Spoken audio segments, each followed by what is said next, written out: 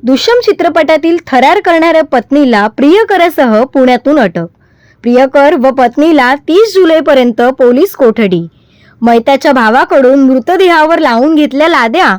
नालासोपाऱ्यातील धानिवबाग येथे पतीची निर्घुणपणे हत्या करून त्याचा मृतदेह राहत्या घरात पुरणाऱ्या आरोपी पत्नीला तिच्या प्रियकरासोबत पेल्हारच्या गुन्हे प्रकटीकरण शाखेच्या पोलिसांनी मंगळवारी संध्याकाळी पुण्याच्या हडपसर येथील म्हाडा परिसरातील रस्त्यावरून ताब्यात घेत हत्येच्या गुन्ह्याची 24 तासांच्या आत छडा लावण्यात यश मिळाले आहे.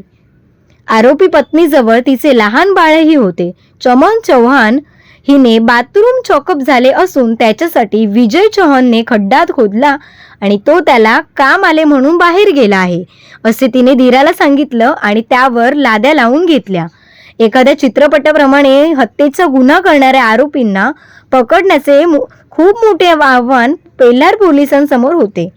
हत्येच्या आरोपींनी पकडण्यासाठी विरार गुन्हे शाखा, मध्यवर्ती गुन्हे शाखा आणि पेल्हार पोलिसांच्या टीम आरोपींच्या मागावर होत्या.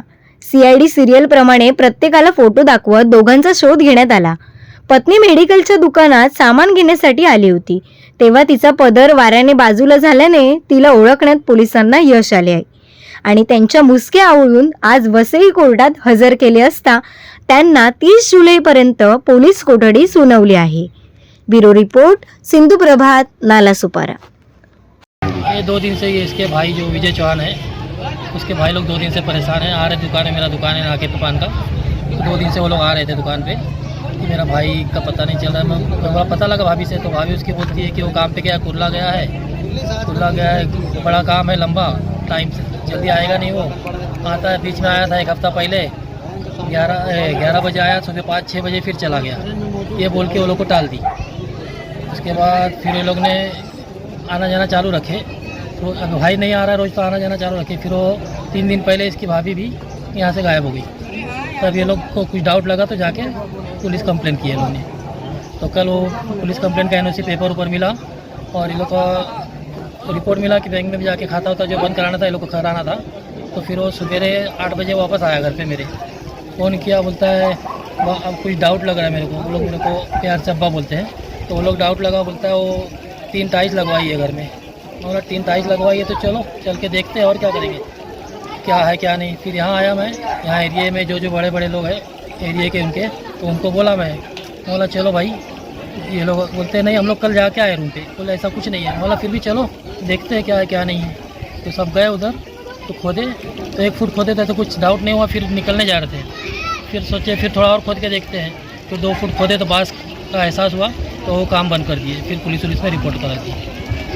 तो ये जो आदमी विजय चौहान, कितने दिन से यहाँ पे रहता था और जो महिला है वो किसके साथ गई है? वो तो विजय चौहान है, वो 10-15 साल से अपने से कांटेक्ट में है. वो क्योंकि अपने नाके अपना दुकान है 20 साल से, उसमें आता जाता है, मिस्त्री का काम करता है. अच्छा बंदा है वो, दिन रात खाली मेहनत ही करता है वो. तो हिसाब से परिवार को तो कोई तकलीफ दिया नहीं उसने. तो अभी क्या कांड हुआ कि क्या हुआ उसके बाद क्या है क्या प्रॉब्लम, वो बाजू वाले से सुन रहा हूँ उसका कुछ अफेयर था, उसके भाई लोग बताए. तो हिसाब से उसके साथ ही गई है. जब खड्डा खोदा गया तो सबसे पहले क्या दिखाई दिया इसमें? हाथ, कपड़ा? नहीं कुछ नहीं, खाली कपड़ा अभी दिखाई दिया है. हाँ वैसा ही छोड़ दिया गया है. तिला पेल्हार पोलीस स्टेशन येथे दिनांक 20 जुलै रोजी 2 व्यक्तींच्या मिसिंगबद्दल तक्रारी दाखल झालेल्या होत्या. यामध्ये एक मिसिंग व्यक्ती आहेत विजय चौहान आणि दुसरे आहेत मोनू शर्मा. तर या दोघांबद्दल मिसिंग 20 तारखेला इथे दाखल होती. त्याचबरोबरीने एक मिसिंग श्रीमती चमन विजय चौहान यांच्याबाबत ट्विन्स पोलीस स्टेशन येथे दाखल होती. ही दाखल झाल्यानंतर त्याचा शोध घेत असताना दुसऱ्या दिवशी पोलीस स्टेशनला अशी खबर भेटली की हे ज्या ठिकाणी राहत होते गांगडीपाडा येथील ओमसाई वेलफेअर सोसायटी निचाळीच्या मध्ये, तर त्या रूममध्ये जे यातील मिसिंग जे विजय चौहान होते तर त्यांचे नातेवाईक, भाऊ आणि काही आसपासचे ओळखीचे लोक जाऊन त्यांनी घरामध्ये चेक केलं. तर त्यावेळेस त्यांना तिथे नवीन टाईल्स बसवल्याची दिसून आलं. त्या टाईल्सवरून त्यांना शंका आली तर ती टाईल्स त्यांनी खोदून आतमध्ये काय आहे हे पाहण्याचा प्रयत्न केला. तर त्यावेळेस त्यांना काही भाग खोदल्यानंतर अचानक उग्र वास आल्यामुळे त्यांनी तात्काळ पेल्लार पोलीस स्टेशन येथे याबद्दल माहिती दिली आणि तात्काळ पेल्लार पोलीस स्टेशनचे वरिष्ठ पोलीस निरीक्षक श्री वनकोटी, त्याचबरोबरीने पोलीस निरीक्षक श्री दिलीप राख व त्यांची पूर्ण टीम ही तात्काळ घटनास्थळी जाऊन त्यांनी त्याबाबत अधिक माहिती घेतली असता संशयास्पद प्रकार तिथे दिसून आला. यावरून तात्काळ या विभागाचे तहसीलदार, त्याचप्रमाणे फॉरेन्सिक टीम आणि इतर सर्व जे आवश्यक पंच वगैरे आहेत तर यांना बोलवून त्या ठिकाणी त्या रूममध्ये खोदकाम करण्यात आलं. आणि ते खोदकाम करत असताना त्यामध्ये एका व्यक्तीची प्रेत हे थोडंसं कुजलेल्या अवस्थेमध्ये भेटून आलं होतं. या प्रेताची त्याचे जे नातेवाईक आहेत ज्यांनी पेल्लार पोलीस स्टेशन येथे मिसिंगची खबर दिलेली होती त्यांनी ओळखून हे त्यांच्या भाऊ विजय चव्हाण याचा असल्याबाबतचं ओळखल्याने त्या पद्धतीने तिथे पंचनामा करून तात्काळ शवविच्छेदनासाठी जे हॉस्पिटल येथे पाठवण्यात आलं आणि त्या दृष्टीने त्यांचा जो अहवाल आहे तो अहवाल प्राप्त करून पुढील कारवाई करण्यात आली. दरम्यान सदरची घटना ही हत्येची असल्याचे सकृत दर्शनी दिसत असल्याने तात्काळ पेल्लार पोलीस स्टेशन येथे गुन्हा क्रमांक 408/25 हा भारतीय न्याय संहिता कलम 101, 103(1), 238 आणि 3(5) याप्रमाणे दाखल करण्यात आला आणि घटनेचं गांभीर्य ओळखून तात्काळ त्या दृष्टीने आमचे माननीय पोलीस आयुक्त श्री निकेत कौशिक सर, अपर पोलीस आयुक्त श्री दत्तात्रय शिंदे सर यांच्या मार्गदर्शनाखाली आमची पेल्लार पोलीस स्टेशनची डिटेक्शनची टीम हे PSI वाघचौरे आणि भोपळे यांच्या नेतृत्वामध्ये जी काही तांत्रिक माहिती आणि विश्लेषण करून माहिती प्राप्त होत होती तर त्या आधारे वेगवेगळ्या ठिकाणी तपासासाठी आणि आरोपींचा शोध घेण्यासाठी रवाना करण्यात आलेले होते. हे करत असताना रात्रंदिवस पाठपुरावा करून दिनांक 22 रोजी यातील जे मिसिंग असले 2 आरोपी होते यातील एक आहेत श्रीमती चमन विजय चव्हाण जे मयत मिळून आलेले आहेत त्यांची पत्नी आहे आणि दुसरा एक त्यांच्याबरोबर असणारा आरोपी हा मोनू अरविंद शर्मा जो त्यांच्याच बाजूच्या खोलीमध्ये राहण्यास होता. तर या दोघांना त्यांच्या चमन चव्हाण आहेत यांच्या 5 वर्षीय मुलासह तिथे त्यांना लोकेट केलं गेलं आणि त्यांना ताब्यात घेऊन तपासकामी इकडे आणलेलं आहे. या दरम्यान आज रोजी या आरोपींची माननीय न्यायालयासमोर पोलीस कस्टडी रिमांडसाठी मागणी करण्यात आली आणि या गंभीर गुन्ह्याच्या तपासासाठी माननीय न्यायालयाने 7 दिवसाची म्हणजे 30 जुलैपर्यंत पोलीस कस्टडी रिमांड मंजूर करण्यात आलेली आहे. तर यामध्ये काय नेमकं हत्येचं कारण काय आहे, काय आपल्याला माहिती आलेली आहे आणि कशामुळे हत्या झाली? बघा, या दृष्टीने सखोल तपास करणं गरजेचं आहे आणि त्या दृष्टीने सखोल तपास चालू आहे. प्राथमिक जी माहिती आहे त्या माहिती प्राप्त होते आहे त्याप्रमाणे यातील जे आरोपित आहेत चमन चव्हाण आणि त्यांच्या शेजारी राहणारा मोनू शर्मा यांचे मागच्या काही महिन्यांपासून प्रेमसंबंध चालू असल्याबाबतची माहिती समोर येत आहे आणि यातूनच मयत विजय चव्हाण व त्यांची पत्नी तसेच आरोपी मोनू शर्मा व त्यांचे आईवडील कुटुंबीय यांच्याबरोबर अनेक वेळा भांडण आणि वादविवादाचे प्रसंग यापूर्वी झालेले आहेत आणि यातूनच ती हत्या झालेली आहे असा प्राथमिक दृष्ट्या दिसून येत आहे.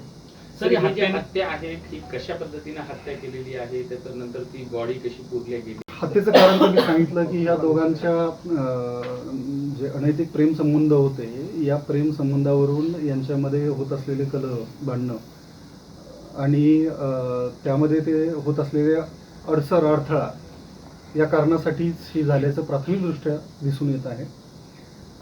सदरची हत्या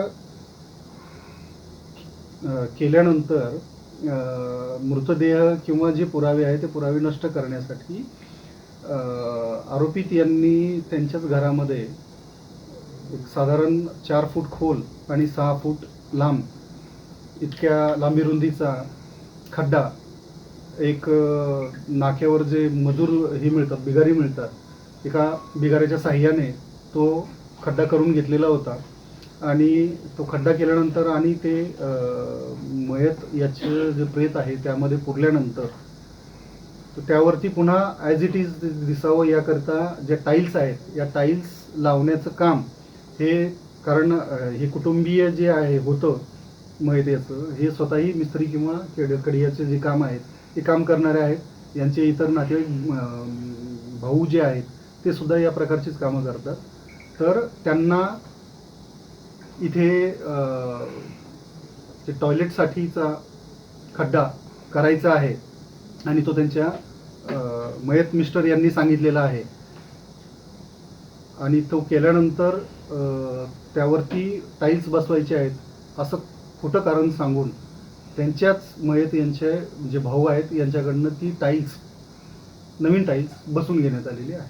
तर ती हत्या कशी केली आणि तो ज्यावेळेस खड्डा खोदत होता त्यावेळेस तो मृतदेह कुठे ठेवला होता आणि त्यावेळेस तो मुलगा कुठे होता? मुलगा सुद्धा तो घरातच होता. ज्यावेळेस हा खड्डा करण्याचं काम चालू होतं त्यावेळेस मुलगा शाळेत पाठवला असल्याची माहिती समोर येत आहे. तर त्या दृष्टीने आणखीन आमचा सखोल तपास करणं चालू आहे.